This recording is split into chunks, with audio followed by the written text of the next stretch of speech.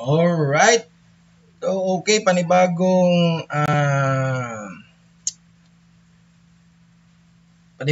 ano naman, reaction dito sa Juxtasy Reaction TV. So, tingnan mo na, bakit Juxtasy Sports Reaction TV itong nakalagay? Tingnan mo na. Medyo, tingnan mo na. Hindi. Ito yata yun eh. Okay, kunin mo yung kwan. Ayan.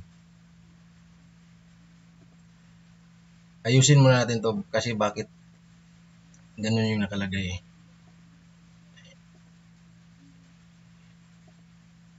Baka ma-question tayo niyan. Kaya ayusin ko muna. Bakit ba kasi ganun yung nakalagay? Ano ba yan? Okay na. Alright. So, dito, guys. So, Trillanes pa rin tayo. So, dito, meron namang pinapalabas na propaganda ito si Trillanes. Alam naman natin, lahat ng mga statement nito na ipapalabas, alam naman natin, propaganda lang talaga eh. Ngayon, dito, wala na talaga sigurong ibang issue na mailabas ito si Trillanes, no? Siguro, depressed na ito. Trillanes, malalim ang pagkakaibigan ni na Vice President Sara Duterte at ex-Vice President Leni Robredo. So ngayon, parang pinapalabas niya dito is magkaibigan itong si Leni Robredo, malalim daw, at itong si Sara Duterte. So hindi na po tayo magtataka dito bakit niya ito pinapalabas. Bakit nga ba? Bakit niya ba ito ginagawa? Bakit nga ba ngayon si Leni Robredo na naman tinitira niya? Propaganda. Kasi alam naman natin, latest video niya na kumbaga inendorso niya na mas pipiliin niya si Risa Hontiveros ang tatakbo bilang presidente sa kanilang grupo ngayong 2028. 'Di ba? Meron naman siyang video diyan tungkol doon na mas sabi niya karapat-dapat daw, mas deserve daw mas suitable daw si Risa Hontiveros na tatakbo ngayong 2028. So alam na natin na mas beat niya ngayon si Risa Hontiveros. So ngayon, bakit ba nila ito ginagawa? Bakit ngayon nasali na si Leni Robredo take note ha, nasali na si Leni Robredo sa issue na itong si Leni Robredo, alam naman natin na nahimik lang ito. Hindi nga ito nagbigay ng statement tungkol dyan sa issue ni VP Sara sa impeachment eh. Bakit? Alam naman natin na Duterte and Leni Robredo, especially Sara Duterte, is nagkaaway po ito sila.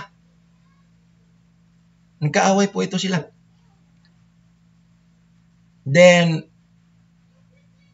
kaya nga po, hindi po nagbibigay ng statement itong former Vice President Leni Robredo sa mga issue ngayon laban kay BBM at kay Sara Duterte. Bakit? Itong dalawang ito, lalo na si BBM, kalaban din ito ni Leni Robredo. 'Di ba? May issue din sila na naglalaban, nag-away.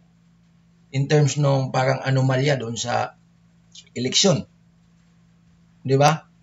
So bakit ba ginagawa ito ni Trillanes kay Leni Robredo? Simple lang.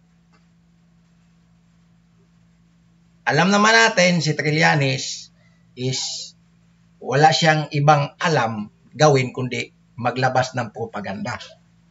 Ngayon, ipapalabas na naman nila dito na itong si Leni Robredo konektado pala sa Duterte. So, ibig sabihin, yung mga supporters ni Leni Robredo is dinidiscourage nila. O, sige, Leni Robredo pa ba kayo? O parang dinidiscourage nila para malipat doon kay Risa Hontiveros. Kasi, alam naman natin, mismo si Trillanes na ang nagsabi na mas pinili ni Trillanes si Risa Hontiveros na deserve na or si Risa Hontiveros yung tatakbo bilang presidente sa kanilang grupo. Mga dilawan kasi itong mga to di ba? Kaya ngayon, ang propaganda na naman nila, ang gagawin na naman nila is ipapaniwala na naman nila yung taong bayan. Ngayon, ina-attach na naman si Leni Robredo doon sa mga Duterte. Ikaw Leni kaibigan mo pala itong si Sara Duterte. Malalim pala yung pagkakaibigan ninyo. Ayaw ko na sa'yo, Leni. Di ba? Meron po kasing ganun Meron po kasing ganun. Hindi po yun maiiwasan na meron po talagang taong bayan na maniniwala doon at madala sa emosyon. Ayaw ko na kay Leni kasi kaibigan pala sila ni Sara Duterte. Lalo na yung mga anti-Duterte ngayon marinig na kaibigan pala ni Leni Robredo si Sara Duterte at hindi lang basta-bastang magkaibigan kundi may malalim talaga na magkakaibigan. Siyempre yung reaksyon ng mga sumusuporta kay Leni parang madi-discourage. Di ba? So yun yung propaganda na hinahain na naman ni Trillanes dito para then yung mga ma-discourage, siyempre mapipilitan yun lilipat kay Risa Hontiveros. Pero which is hindi mo na tayo dadayo doon kay Risa Hontiveros. Basta ako, ma'am, hindi ka pa nga tumakbo, may issue ka na. Para bang hindi ka pa nga pumunta doon sa starting point itong si Risa Hontiveros para tumakbo ng presidente, wala na. Kumbaga, wala na. Kumbaga, nakapader na. Kumbaga, hinahalo blocks na yung nasa starting point. Di ba? Starting point yan. Di ba? May linya dyan. So, yung starting point ni Risa Hontiveros, hindi pa nga si Risa Hontiveros tumayo doon sa starting point. Ngayon, yung starting point ni Risa Hontiveros, habang hindi pa siya tumayo doon para to start sa point na yon is hinahalo blocks na, sinisirado na ng hollow blocks. Malapit nang ma-close. Na pagdating na ni Risa na darating yung araw na tatayo na siya doon sa starting point niya, magugulat na siya, tika, ito ba yung starting point ko? Pero bakit pader ito? Bakit wala akong makitang daanan or takbuhan? Di ba? Pero hindi muna tayo dumayo doon kasi ibang issue yon. So dito muna tayo sa sinasabi ni Trillanes. So yun, sinasabi ko na doon yung punto ko na bakit naman sa kadami-daming pwede mong siraan, dinamay mo na naman si Leni Robredo, inattach mo na naman sa Duterte. Remember, pag ikaw anti-Duterte ka tapos merong inattach na kumbaga kilalang personahe sa mga Duterte, then which is ang attachment pa doon kaibigan. So remember, yung inattach na allegedly kaibigan daw, well, alam naman natin propaganda lang, talagang masisiraan talaga yon, madi-discourage yung mga supporters nun. So di ba, lalo na yung mga anti-Duterte. So alam na natin, itong mga supporters ni Leni Robredo sa pagkarinig ng balita na ito, madami na nadi-discourage dito kay Leni.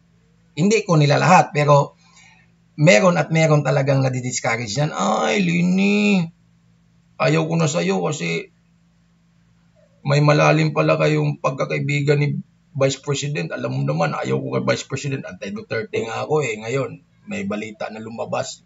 Ayaw ko na sa'yo. Doon na lang ako kay Risa. Di ba? Magaling din. Pero, tingnan natin kung mag-work ba. So, ito. Pakinggan na natin tong balita na to. Oy, nag-loading pa. Si dating Senador Antonio Trillanes tungkol sa anyay malalim na pagkakaibigan. Tingnan mo na. Si Trillanes, bakit kaya ito nabibigyan ng pansin? No? Bakit hanggang ngayon si Trillanes nabibigyan pa rin ng pansin?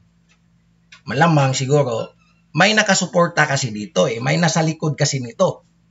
Kasi kung yung tanong ninyo, tika muna, pwede po bang magtanong? O ano yung tanong mo? Bakit pong itong senador na ito na wala talagang kwenta during naging senador ito? Bakit hanggang ngayon is binibigyan pa rin ito ng pansin? Ang sagot ko po kasi dyan is malamang, sa malamang, imposible namang walang meron sa likod niyan. Siyempre, meron pong mabibigat na mga tao sa likod nito ng itong si Trillanes. Meron pong sumusuporta ng mga mabibigat na tao dyan. Kaya nga po, kahit hanggang ngayon, ayan, no, tama, dito na. Kaya nga hanggang ngayon, nabibigyan pa rin ito ng exposure sa media. Or, dalawang bagay lang yan eh. Yung nasa tao na sa likod ni Trillanes na sumusuporta kay Trillanes is madami ding impluwensya or kilala na mga taga-media. Especially sa mga media network katulad nito. Itong News 5 at iba pang mga media network. So example, ako yung nasa likod ni Trillanes. Kumbaga ako yung sumusuporta sa kanya. Ito gawin mo, ganyan. Patuloy mo lang yan pag siwalat ng mga ganyang mga testimony. Yan yung ating ipapalabas na propaganda. Ngayon, ako yung nasa likod ni Trillanes. Marami akong kakilalang mga media network.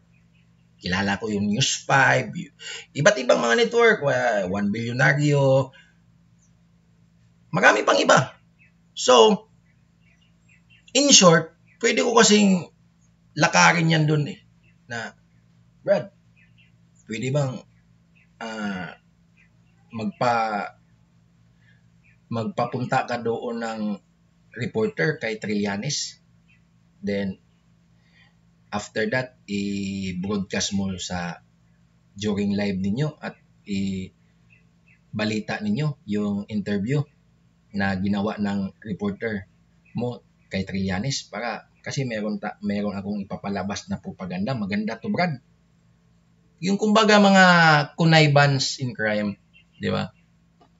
Kaya wag na po tayo magtaka na yung Trillanes na yan patuloy pa rin yang magsasalita kahit may kaso na isinampa ni Representative Paulo Duterte. Okay. Dina VP Sara at dating Vice President Leni Robredo. Kaya naniniwala si Trillanes na hindi si Robredo ang dapat ilaban sa mga Duterte sa 2028 presidential elections. Di ba? Sabi ko sa inyo eh. So kumbaga naniniwala si Trillanes na hindi dapat si Leni Robredo ang ilalaban ngayong eleksyon. Kasi nga, gusto nga ni Trillanes si Risa Hontiveros. Pero, ipapaliwanag ko sa inyo. Si Trillanes ba ang may gusto na si Risa Hontiveros? Si Trillanes lang ba? Para po sa aking views regarding of that matter is, hindi lang po ito para kay Trillanes. Katulad nga ng sinasabi ko, meron pong nasa likod nito ni Trillanes. And yung nasa likod po nito ni Trillanes, hindi lang po isa yan, hindi lang po dalawa. Grupo po yan eh. Which is, yung inutos nila ka Trillanes is ganito gawin mo. Ganito. Kasi, papalitan natin instead of Leni Robredo is Risa Hontiveros tayo. ilalaban natin. Pero, remember, this is not totally Trillanes' own opinion. This opinion is dumaan po ito sa pagpupulong o meeting ng kanilang mga grupo. And ngayon, ang napagpasyahan siguro nila na mas maganda ilaban natin ngayong 2028 is si Risa Hontiveros, not Leni Robredo. Di ba? So, ganyan yung kalakalan nila doon. Kaya, itong si Trillanes, nagpapagamit lang din ito, pero at the same time, willing victim ito na mapapagamit kasi nga, ganun din naman yung gusto niyang mangyari. Di ba?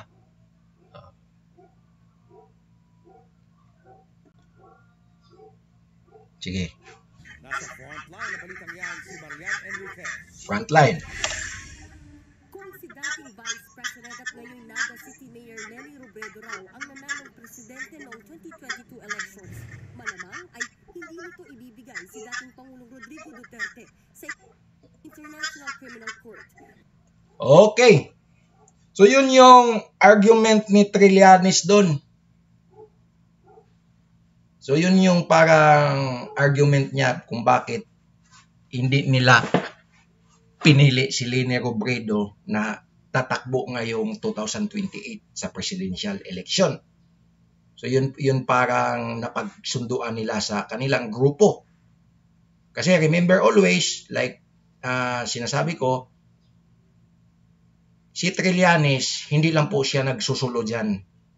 Habang si Trillanes po ay may binibitawang mga statement, mga false testimony, meron pong nasa likod ni Trillanes. At hindi lang po isa, hindi lang din dalawa, hindi lang din po tatlo, kundi grupo po yan, mga yan, or organization. Alam naman natin yung mga organization na yan, kung ano yung mga yan, composed of what. Remember, this is Dilawan, no knows, nako po. Hindi ka tunay na Pilipino kung hindi mo kilala ang tunay na kulay ng mga dilawan. Ano bang tunay na kulay ng dilawan? Di ba dilaw? Dapat dilaw. Nako. Ano? Siyempre, from the word itself, dilawan. So, ang tunay na kulay ng dilawan is dilaw. Oops. Mali ka. Hindi mo talaga kilala yung dilawan eh. Ang tunay na kulay ng dilawan is black. Joke. So, yung argument ni Trillanes dito, hindi suitable si Leni Robredo na yun yung ating ipapatakbo na presidente. Kasi kung naging presidente siguro si Leni Robredo instead of BBM, siguro hindi kaya ni Leni Robredo na isusuko sa ICC si Duterte. Walang kapasidad si Leni Robredo or wala siyang strategy how to do it. Malamang siguro kasi ang alam ko kasi kay Leni Robredo, hindi naman ganun si Leni Robredo kasama eh. 'Di ba? At hindi naman mahilig si Leni Robredo ng ganyan na mga magulo. Yun yung pagkakaalam ko. Well, I'm not a pinklawan. Pero si Leni Robredo, hindi naman siya masama eh. Yun yung pagka-observe ko sa kanyang pagkatao. So tama, hindi naman talaga gawin ni Leni Robredo niyan. Kasi ang gumagawa lang kasi ng mga ganyan na kayang isuko sa ICC si Duterte, ang gumagawa lang kasi ng mga ganyan is katulad ng administrasyon ngayon. Yung mga walang utang na loob. Yung mga walang kwenta. Di ba? Anti-BBM. Right. So, Yan ang sinabi ni dating Senador Antonio Trillanes IV mukha mo pa lang. sa programang Storycon ng One News. Sinabi yan sa kanya ni Mayor Leni noong nakaraang eleksyon. Bukod sa dating bise, ayaw din daw ni Senator Bam Aquino sa ICC. Sinabi sinabi nila na ang position nila sa ICC ay hindi nila i-recognize yung jurisdiction at hindi nila ibibigay si Digong sa ICC kung naging presidente si Lenny. O, ano paki mo? Ano paki mo?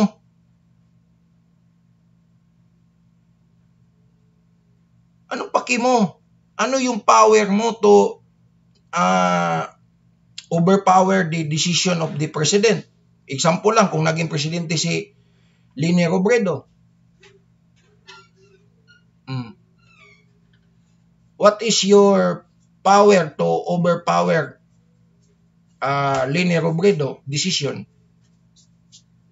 Kumbaga, kahit sabihin mo man kay Leni Robredo or utusan mo man siya, then example, naging presidente siya, tapos sabihin mo kay Leni Robredo, utusan mo siya, then what if hindi niya susundin yung utos mo? Then, what's the problem? May magagawa ka ba? So, para sa'yo, dapat ang magiging presidente is dapat yung may kapasidad na magpapasuko sa ICC ng mga Duterte's family. Yun ba yung sinasabi mo doon? So, kaya si Risa Hontiveros yung bet nyo ngayon kasi Risa Hontiveros has a potential and highest chance of doing a strategy to surrender VP Sara from ICC or Senator Bato from ICC or the kaalyado ng mga Duterte. Yan ba yung punto mo kaya si Risa Hontiveros yung pinipili nyo ngayon? Come on. So namimili kayo ng Pangulo na kayang maisuko ang mga Duterte doon sa ICC. Yun lang yung problema ninyo. So, yung pinatakbo nyo ng mga politiko is hindi para sa taong bayan. Hindi para sa magserbisyo sa taong bayan, kundi para to convict or isuko, to surrender the Duterte's in the ICC. Anong klase yan? Naku po. Really? Come on. Problema talaga itong ito. Sa akin nila Bamakino na baka daw kung pwede daw i-delay yung pag-issue ng arrest warrant kay Digong dahil baka... Tingnan mo to. The way na magsalita siya para bang daig pa niyang Prime Minister. Di ba? The way na magsalita siya para bang mas mataas yung posisyon niya, para bang mas mataas pa siya sa presidente. The way na, kumbaga para bang, sige nga, sino ba yung maging presidente ngayon, 2028? Ay, ikaw ba? Okay, ikaw, dapat sumunod ka sa aking sasabihin na, utos na akin, ito yung command ko. Huy, sino ka ba? Para pakinggan. Masyadong obvious yung propaganda mo. Boy. Boy balita. Boy testimony. Kala mo siguro, nasasayahan na yung taong bayan na nakikinig sa'yo, nako. Out of 100% Filipinos, galit na sa'yo yung 99% Filipinos, Trillanes. Siguro yung 1% na natira, iwan ko na lang, baka si Risa Hontiveros na lang yung hindi galit sa'yo.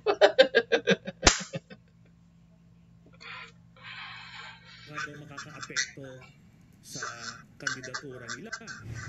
Sabi pa ni Trillanes, kailangan daw ang manalong presidente sa 2028 elections ay kayang mapanagot ang mga Duterte. Oh, di ba? Di ba? See? So yun yung hinahanap niya. At dito niya nahanap sa kaluluwang ito, sa katauhang ito si Risa Hontiveros. Oh my God. Nakatsamba din. See? Yun yung sabi ko eh. Yun yung argument niya dun eh. Na gusto niya palabasin na dapat yung magiging presidente ngayong 2028 is merong kakayanan na maisuko ang mga Dutertes sa ICC. So yun na ba yung problema ng ating bansa? Tungkol na lang ngayong 2000. Remember this. This administration of BBM is almost the story of this BBM administration is covered fully by the Duterte. Right? Halos Duterte lahat issue dito eh. Di ba? Sa administrasyong BBM. Now, Trillanes once again looking for a presidential potential, and he found in the soul of Risa Hontiveros that have kakayanan na magpasuko ng mga Duterte doon sa ICC. So, if this for example, if this Risa Hontiveros will win, then starting 2028 to 2034, the issues is fully covered again by the Dutertes. Now, is this can help solve the problem of our country? I think not. Tingnan nyo naman yung mga standard or tingnan nyo naman yung mga gusto ni Trillanes. It's too far away of our expectation because our expectation as a normal Filipino citizen is that at least our government will assist us.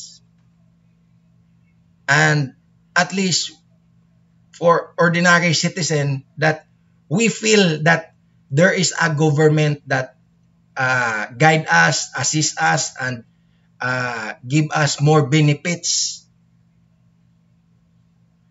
So, kumbaga, dapat tayo yung inuuna pero yung utak ni Trillanes, iba yung gusto. Ang gusto ni Trillanes, dapat ang magiging presidente ngayong 2028 is may kakayanang mapasuko ang mga Duterte doon sa ICC. What the?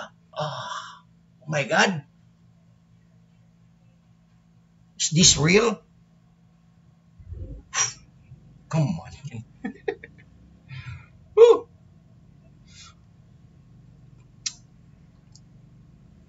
Okay. Sino ba dito yung gusto na i-deport na itong si Trillanes sa Pilipinas? Comment lang po kayo dito sa bidyong ito. Kung sino po dito yung merong gigil na kay Trillanes na dapat ang gagawin dito kay Trillanes is paalisin na ito sa Pilipinas at huwag nang muli pang babalik. Di ba? Yung ano tawag doon? Ban. O iba na ito. I-deport. Kahit Pilipino yan, i-deport sa sariling bansa. Ay nako.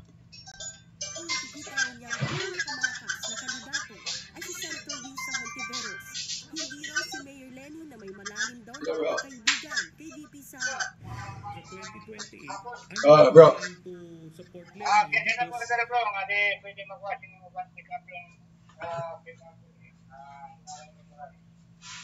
don't authorize, bro. Okay, lagi na po bro. Si Kwan, si Boss Randy, driver ni Engineer Cor. Katong Sabado. Sige, karya mo sa bro nato dire. Okay. Pati daw ng mga boom truck, pati ka ng kay Dundon. Basta ka ng mga pick up na basta wala lain. Okay, dako daw kayong bayron nun nila. Mo nang ila daw gipamatit, ila sang gikuan ba bro baka nang unsa taw kana ila sang gi pamatikdan kung tungod ba ng pagwashing sa mga tagagawas daw ng mga sakyanan mo nang nidako daw bill. Mo tong ila sang pamatikdan.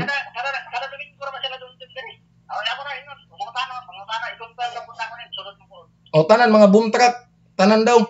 Basta ang gingon lang ni Randy sa kuha kay siguro si Randy di man po na basta-basta mo buhi og istorya pod kung dili pod siguro gikan kay Engineer Cor. So ang iyang istorya lang sa kuha na ang gi-authorize lang daw dia is sila lang daw ni Marlon og siya.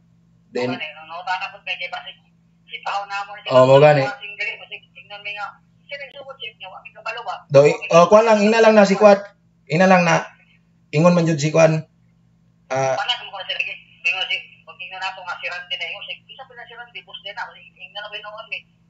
Kuan na to, initiative na lang na to, Engineer Cor na lang kay ang ingon man jud ni Boss Randy sa kuha na ila sa daw pamatikdan kay natingala daw sa dako daw kayong billing. So pamatikdan sa daw nila ila sa kuanon ba ilang pamatikdan ba kung unsa ba jud dahilan sa ni ngano ni dako man jud ang billing. So mo tong pwede ka pod. Pwede ka pod bro. Pwede ka pod kay mas maayo. Kay basin buot-buot, wata ka balo pod ba, di ba? At least maka mo gani. Okay po na ina bro kay at least ikaw na magay medyo ikaw may takaan jud. So medyo anad-anad na kadiya na pod. Sige bro, salamat.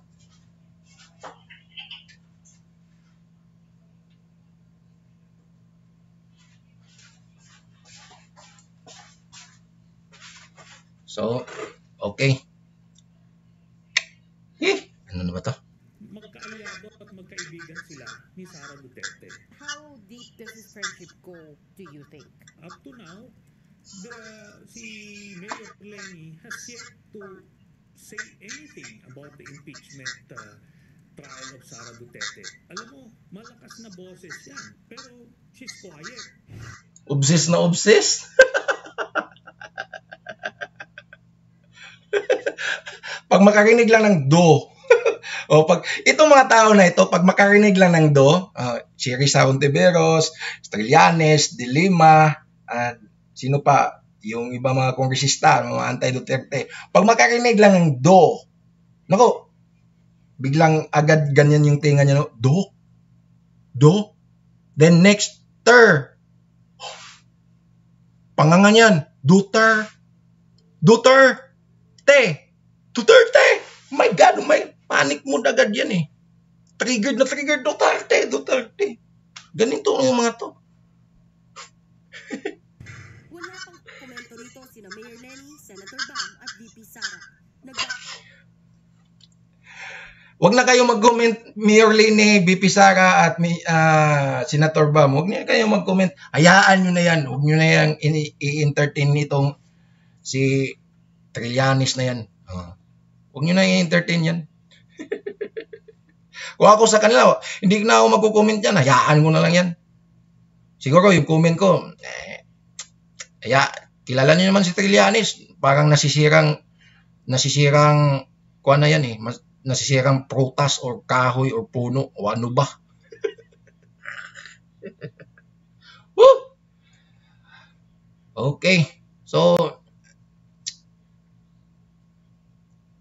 ayun lang po muna.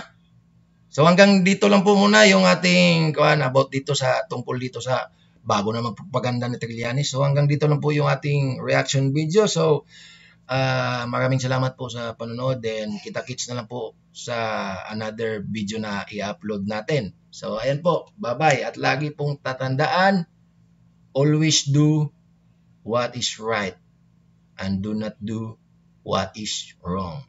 Alright.